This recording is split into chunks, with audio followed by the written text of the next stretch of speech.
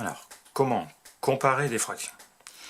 Donc déjà, on rappelle, comparer deux nombres, c'est savoir est-ce que l'un est plus petit que l'autre, c'est-à-dire le symbole plus petit, c'est savoir est-ce que c'est plus grand, c'est savoir est-ce que c'est égal. Donc voilà notre objectif. On va prendre quelques petits exemples. Est-ce que donc je dois comparer 5 huitièmes et 11 seizièmes? Alors, il y a une méthode que je pourrais faire, c'est calculer 5 huitièmes, 5 divisé par 8, 11 divisé par 16, et je pourrais comparer les résultats. Si j'ai une calculatrice, je vais effectuer le calcul, je vais avoir les résultats rapidement, et je vais pouvoir, dans de nombreux cas, comparer. Le problème, c'est que dans certaines fractions, je ne vais pas pouvoir faire de conclusion précise, puisque on sait très bien que sur la calculatrice, il y a une quantité de chiffres limitée sur l'écran, et donc on ne peut pas aller voir exactement ce qui se passe au 15e chiffre, après la virgule. Voilà, donc on va utiliser une autre méthode, et on ne pourra comparer des fractions, du coup, que si on a le même dénominateur. Voilà. Dans ce cas-là, on pourra comparer facilement les fractions.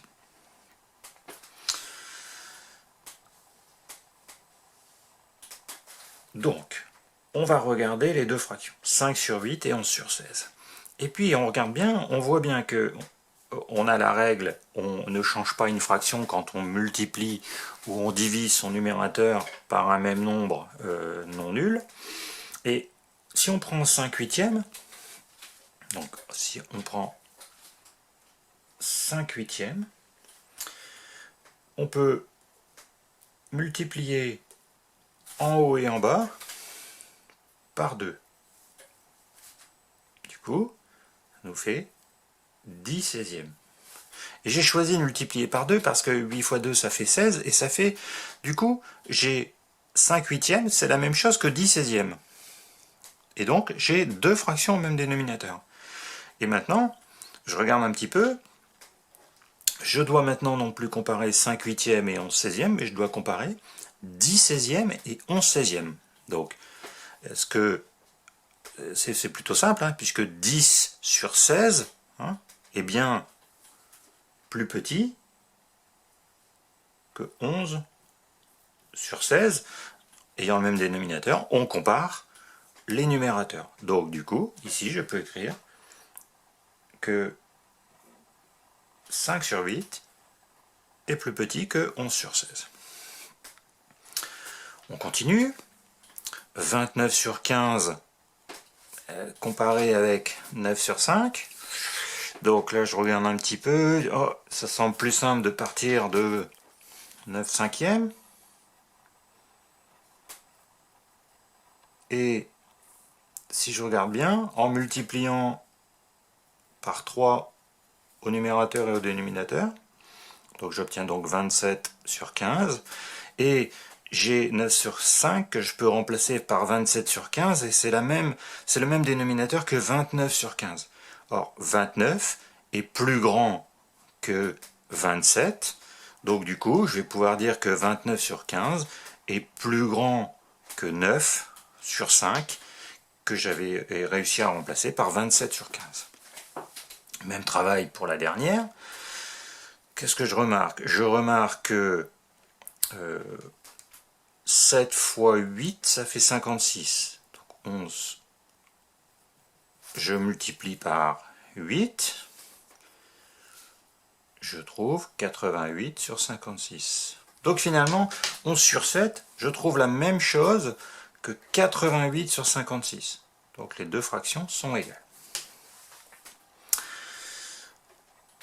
Autre cas, 7 sur 3, je veux le comparer avec 11 sur 5. Alors, si je prends 7 sur 3, 3 fois quelque chose pour avoir 5, là, ça, j'ai pas de nombre entier, ça me donne rien. Donc du coup, ça pose problème. 5 fois quelque chose, pour avoir 3, c'est pareil, c'est compliqué. Donc, on va devoir transformer les deux fractions. Donc 7 sur 3, on va transformer. Et 11 sur 5, on va le transformer aussi. Et on va regarder un petit peu. Ici, on a... Donc là, il va falloir multiplier le 3 par un nombre et le 5 par un autre nombre pour qu'à la fin, on trouve un même dénominateur. C'est-à-dire qu'il va falloir chercher un multiple commun à 3 et 5. Donc, on pourrait par exemple chercher la table des 3. 3, 6, 9, 12, 15, 18. Hein, ça c'est la table des 3. Ici je fais la table des 5, 5, 10, 15. Ah, tiens, 15. J'ai trouvé un multiple commun. Donc, pour avoir 15, ici il faut multiplier par 5. Pour avoir 15 ici, il faut multiplier par 3. Ce qui fait que, ici, 7 fois 5, 35 sur 15. Ici, 11 fois 3, 33 sur 15. Donc maintenant, au début, je devais comparer 7 sur 3 et 11 sur 5. Et maintenant, je dois comparer 35 sur 15 et 33 sur 15. Qui revient à la même chose. Hein. Et du coup, je vois bien que 35 sur 15 est plus grand que 33 sur 15. Donc 7 sur 3 est plus grand que 11 sur 5. Même démarche pour celui-ci. Je vais regarder 6 fois quelque chose pour avoir 8, 8 fois... Bon, alors on y va. 3 sur 8, 5 sur 6. Alors on va prendre, on y va, la table des 8, 16, 24, 32 et ainsi de suite. La table des 6, 6, 12, 18, 24. Je trouve un multiple commun à 8 et à 16. 8 pour avoir 24, 8 fois 3. 6 pour avoir 24, 6 fois 4.